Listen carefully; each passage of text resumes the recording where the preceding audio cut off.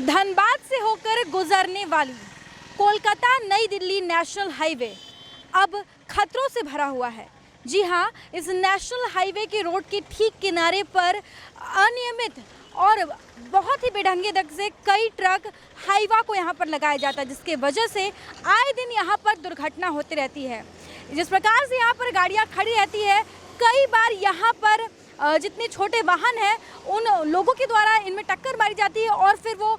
मौत को मुंह लगा लेते हैं। जी हाँ, ये मामला कोई नया नहीं है, बल्कि कई वर्षों से हम बता दें कि इसी प्रकार से यहाँ पर वाहनें खड़ी हैं, लेकिन इस पूरे मामले पर अभी तक कोई भी सही फैसला नहीं लिया गया है। हम अगर बात करें कि सड़क के किनारे अगर गाड़ियाँ लगी रहती है तो इसमें स्टे इंडिकेटर या फिर लाइट जला दी जाती है, लेकिन क्योंकि यहाँ पर बड़े ही बेढंग और अवैध तरीके से गाड़ियों की पार्किंग की जाती है, बड़े बड़े ट्रक, हाईवा और ट्रेलर इन्हें यहाँ पर लगाया जाता है, जिसकी वजह से रात के अंधेरे में दूसरी छोटी गाड़ियों को इन्हें नहीं देख पाते हैं, इन्हें नहीं दिखाई देता, जिसकी वजह से वो कई बार इसमें जाकर टकरा जाते हैं और फिर बड़ी दुर्घटना को अंजाम देते हैं। आपको हम कैमरे के माध्यम से दिखाना चाहेंगे कि आप देखिए किस प्रकार से सड़क के किनारे पर बेढंग तरीके से लगातार कई गाड़ियां खड़ी हैं। यहाँ पर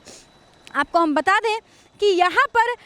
निरसा से लेकर बरवड्डा तक ये पूरे रोड में 1 दर्जन ट्रांसपोर्टर हैं और ये सड़क के किनारे ही ट्रक, हाईवा और ट्रेलर समेत अन्य भारी वाहनों को खड़ा करवा देते हैं, जिसके बाद चालक होटलों में सोने चले जाते हैं। कई बार तो देखा गया है कि इन खड़े ट्रक से छोटे वाहन के टकराने के बाद हंगामा होता है, लोग ट्रक चालक से लड़ाई झगड़ा करते हैं तो ट्रांसपोर्टर और होटल और गैराज के संचालक ट्रक चालक के समर्थन में खड़े हो जाते हैं और उल्टा दुर्घटना के शिकार व्यक्ति से ही लड़ जाते हैं। आपको हम बता दें कि नेशनल हाईवे पर स्थित सर्विस लेन पर कई गैराज, होटल संचालकों और टायर दुकानदारों का कब्जा है। इस कारण ट्रक, हाईवा समेत अन्य भारी मालवाहक गाड़ियां 6 लेन सड़क पर हमेशा खड़ी रहती हैं। इसके कारण दुर्घटना होना आम हो गई है। हाईवे पेट्रोलिंग और स्थानीय पुलिस कभी कभी चालकों पर कार्रवाई करती है। भारी वाहनों की पार्किंग के लिए लेन बनाया गया है, लेकिन यहाँ वाहन खड़े नहीं होते। ट्रांसपोर्टर ट्रकों को अपनी दुकान के सामने ही ले जाकर खड़ा करते हैं। आपको हम बता दें कि ना सिर्फ इतना, बल्कि बगल में ही पेट्रोल पंप है। रात के अंधेरे में कई बार जो छोटे वाहन है जब पेट्रोल लेने जाते हैं तो इनकी ठीक बाहर में बड़ी बड़ी गाड़ियों को भी पार्क करके लगाया जाता है, जिसकी वजह से भी दुर्घटना होती है। यानी कि ना सिर्फ सड़कों पर बल्कि पेट्रोल पंप के बाहर भी बड़ी बड़ी गाड़ियों का कब्जा है, जिसकी वजह से आम पब्लिक को परेशानी होती है। हालांकि ये मामला काफ़ी पुराना है और इसी वजह से ये पूरा क्षेत्र ब्लैक स्पॉट बना हुआ है। इस पूरे मामले पर अगर हम बात करें तो कल ट्रैफिक नियम को लेकर एक बैठक हुई है। इस पूरे मामले पर उपायुक्त ने क्या कुछ कहा, आइए हम सीधा आपको सुनाते हैं। सड़क सुरक्षा समिति की आज बैठक आयोजित की गई और जिसमें सभी विभागों के साथ विशेष रूप से जो रोड के डिपार्टमेंट्स हैं, जिसमें नेशनल हाईवे के दोनों डिवीजन्स धनबाद और दुर्गापुर, NH डिवीज़न, RCD और नगर निगम क्षेत्र में नगर निगम के पदाधिकारियों के साथ में, परिवहन विभाग के जो पदाधिकारी हैं उनके साथ में जो कमेटी का मैंडेट है और विशेष रूप से रोड सेफ्टी रिलेटेड जो इश्यूज़ हैं, उसमें सबसे पहला धनबाद ज़िले में ब्लैक स्पॉट्स जो चिन्हित हैं उनके आइडेंटिफिकेशन की स्थिति, जहां पर ब्लैक स्पॉट्स आइडेंटिफाई हैं उनको रेक्टिफाई करने के लिए क्या किया गया है। कई जगहों पर पर्याप्त टर्निंग रेडियस नहीं होने, ब्लाइंड कर्व होने, अनऑथराइज्ड कट होने, इंक्रोचमेंट या किसी और कारण से कुछ जगहें ऐसी हैं जहां पर हम लोग लगातार पैटर्न देख रहे हैं कि एक्सीडेंट्स रिपीट होते हैं। वहां पर लास्ट के 5 महीनों में अगर हम मई 2022 तक का डेटा देखें इस साल का, तो करीब 119 डेथ धनबाद ज़िले में, जो कि बहुत ही दुर्भाग्यपूर्ण है, जो कि बड़ा नंबर है वो रोड एक्सीडेंट्स के केस में हुआ है। तो उनकी भी समीक्षा की गई कि किन जगहों पर वो हो रहे हैं और संबंधित विभागों को ये निर्देश दिया गया है कि वहाँ पर आवश्यक रेक्टिफिकेशन की कार्रवाई, अवैध कट है तो उसको बंद करें, साइनेजेस लगाएं, कोई मेजर इंफ्रास्ट्रक्चर रिलेटेड इंटरवेंशन ज़रूरी है, टर्निंग रेडियस देना है, कुछ ज़मीन एक्वायर करनी है तो वो सब करें, लेकिन ये फिगर हम लोगों को घटाना है। दूसरा कि कई जगहों पर इंक्रोचमेंट एक मेजर रीजन है जहाँ से रोड सेफ्टी रिलेटेड कंसर्न हो रहे हैं, तो सभी रोड डिपार्टमेंट से एक लिस्ट मांगी गई है कि उनके क्षेत्र में जो सेंसिटिव जगहों पर इंक्रोचमेंट है फर्स्ट फेज़ में उनकी लिस्ट उपलब्ध कराएं, और नगर निगम क्षेत्र में अगर वो क्षेत्र है तो नगर निगम के साथ कोऑर्डिनेट करके, और ग्रामीण क्षेत्रों में है तो स्थानीय जो CO हैं, SDO हैं या जिला प्रशासन को एक उसकी सूची देंगे, तो यहाँ से भी फोर्स मजिस्ट्रेट वगैरह डिप्यूट करके हम लोग मेजर जो ब्लॉकिंग स्पॉट्स हैं जहाँ पर इंक्रोचमेंट की वजह से दिक्कत हो रही है, तो उनको हटाने का काम करेंगे। और स्वास्थ्य विभाग की तरफ से भी ट्रॉमा सेंटर के प्रपोजल जो हम लोगों ने राज्य को भेजे हैं, या पहले से जो अवस्थित ट्रॉमा सेंटर है उनके संचालन में कुछ चैलेंजेस संबंधित विभाग द्वारा बताए गए हैं, तो उनमें भी उनको कहा गया है कि विभाग से कोऑर्डिनेट करके उसको रिजॉल्व कराएं। और पीएमयू टीम को और बाकी जो सभी पदाधिकारी हैं, चूँकि ये ऑनरेबल सुप्रीम कोर्ट की डायरेक्शन में एक रोड कमेटी सेफ्टी है जो कि लगातार जिलों की स्थिति की समीक्षा करती है,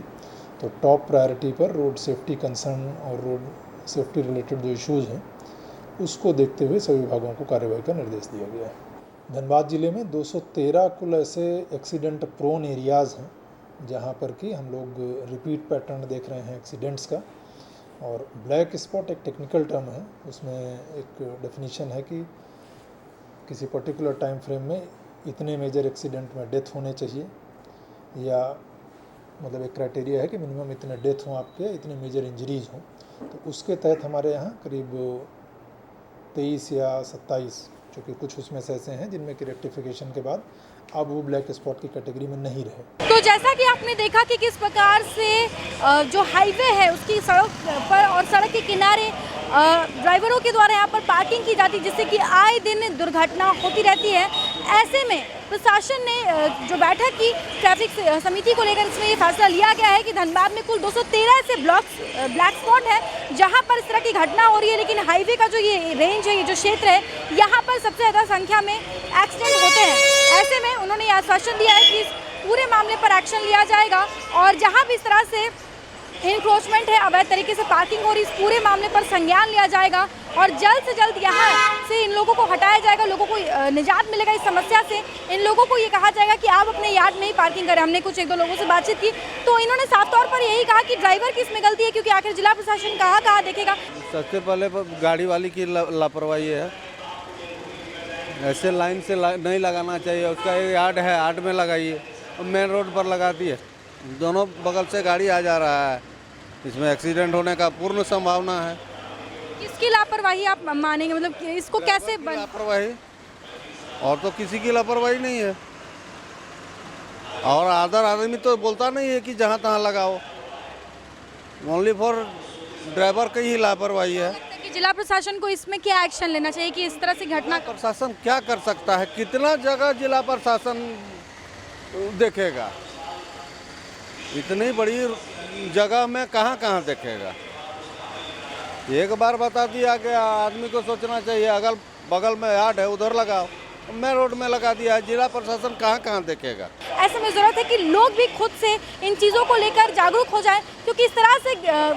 अवैध तरीके से पार्किंग करने से आए दिन दुर्घटना हो रही है, काफ़ी संख्या में लोगों की मौत हो रही है। ऐसे में ज़रूरत है कि इस पूरे मामले पर सही तरीके से एक फैसला लिया जाए और जहाँ पर इनकी पार्किंग के लिए जो एरिया, जो यार्ड अलॉट किया गया है, तमाम ड्राइवर वहीं पर अपनी गाड़ियों को लगाएं, ना कि इस तरह से सड़क पर और सड़कों के किनारे गाड़ियाँ लगाएं, जिससे आए दिन इस तरह की दुर्घटनाएं होती रहती है। वही देखते हैं कि इस पूरे मामले पर ट्रैफिक व्यवस्था की ओर से और साथ ही साथ जिला प्रशासन की ओर से क्या कुछ फैसला लिया जाता है और कब तक इस समस्या से यहाँ के लोगों को निजात मिलता है। अपने सहयोगी प्रकाश के साथ Shambhavi Singh, the news post, Dhanbad.